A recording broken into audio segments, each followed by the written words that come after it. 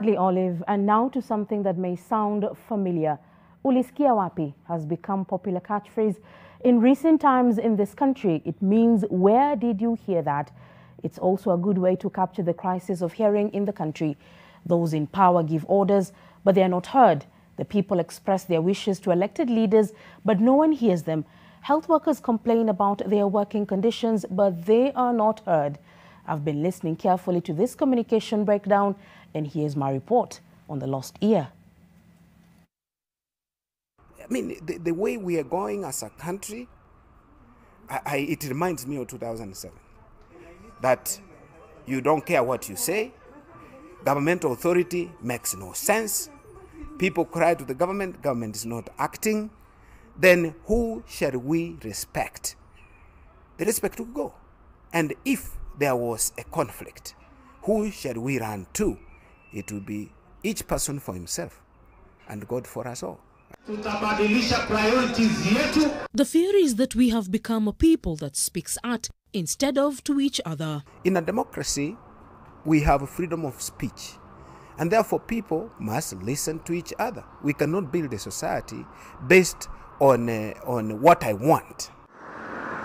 The battle for control within the Jubilee ruling party is a great example of a broken communication system where individual interests override those of party or the nation.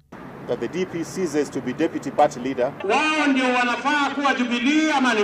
Each group within the party is raising its voice louder for each other to hear, but to no avail. We must go back to communication 101, because if one does not listen when another is speaking, then we have a problem. And the communication changes behavior.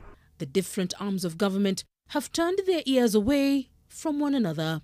The devolved units have in the recent past differed over lack of adequate consultations on key issues. Government ought to listen to the voice of the people. Governors are elected in the counties. When they come out and speak, government must actually take their word very seriously.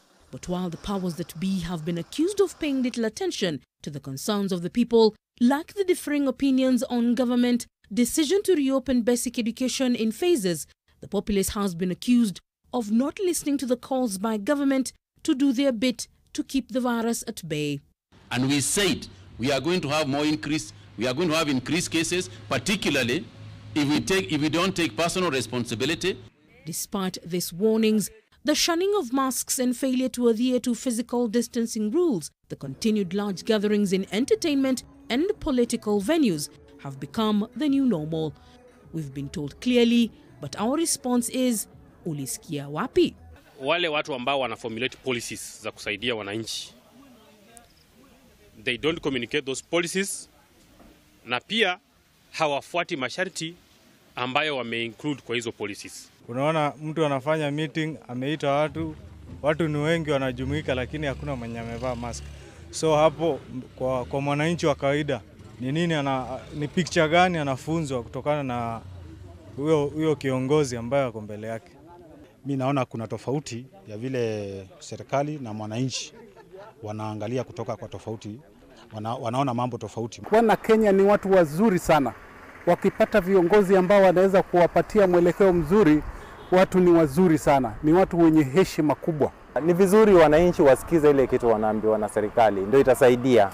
When the government says we are not going to use our children for testing apparatus in schools, that the statement of the president.